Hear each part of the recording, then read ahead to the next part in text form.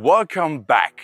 This is DirectorsCut. Today we're talking about an essential topic in filmmaking: setting up your camera correctly.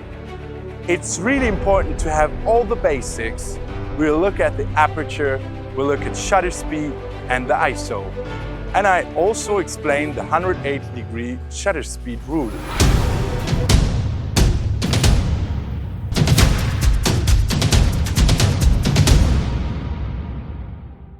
Let's start with the aperture. The aperture controls how much light gets into the camera and also has a big influence on the depth of the field of your shots. A large aperture, a small f-number like f2.8, lets in a lot of light and creates a shallow depth of field.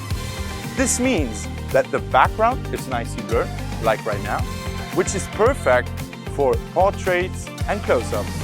For example, if you're filming a person against a background with a lot of detail, you can use a large aperture to highlight the person and blur the background. A small aperture, a large f-number like f16, lets in less light and creates a large depth of field.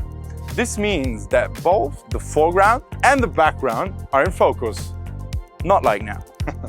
Which is ideal for landscape shots or scenes where a lot of detail is important in the image. I like to compare it with the iris of the eye. If it's open, you get a lot of light to your iris sensor. If it's closed, there's coming no light inside and it's dark. Next up is shutter speed. Shutter speed determines how long the camera shutter is open and therefore how much light hits the sensor. A fast shutter speed, like 1,000th of a second, frees motion and is good for fast action shots such as sports events or fast movement. If you're filming a person running and you want to capture every detail of their movement, then a fast shutter speed is perfect. A long shutter speed, like 1/30 of a second, blurs motion and can be used for creative effects. Or in low light, for example, if you're filming cars at night, a long shutter speed can capture the light trails of headlights, creating dynamic and creative effects. Now for the ISO value.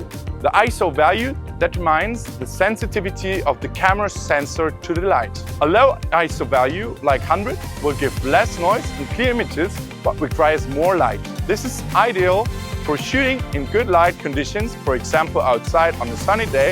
If you're filming outdoors in daylight, you can keep the ISO value low to get a clear and noise-free image.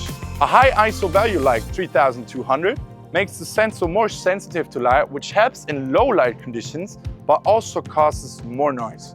For example, if you are filming indoors in low light or at night without additional lighting, you will need to increase the ISO value to get enough light on the sensor. However, you need to be careful that the image noise does not become too much. There are also cameras with the so-called native ISO value. For example, on the Sony Alpha 7S III, which I use to produce my films, this is ISO 640 and ISO 12800. With these, the camera sensor basically cleans the image and we therefore have almost no noise, even in very poor lighting conditions. Finally, the 180-degree rule.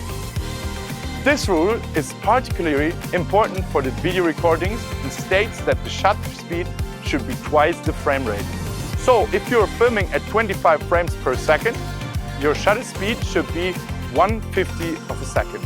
At 30 frames per second, it will be 1/60 a second. This rule ensures that the movements in the video look natural and have a pleasant motion blur. Why is this important? If you follow this rule, the movements in the video will look smooth and natural. If the shutter speed is too short, the movements will appear choppy. If the shutter speed is too long, there will be too much motion blur. The 180-degree rule will help you find the right balance and make your videos more professional. In summary, aperture controls light and depth of field, shutter speed determines how motion is frozen or blurred, and ISO affects light, sensitivity and image noise. The 180-degree rule will help you achieve natural motion blur. I hope you learned something new and feel more confident in setting up your camera. If you have any questions or want to learn more about a specific topic, write in the comments Don't forget to subscribe to my channel and activate the bell so you don't miss a video. Thanks for watching this dry and theoretical video, and see you next time.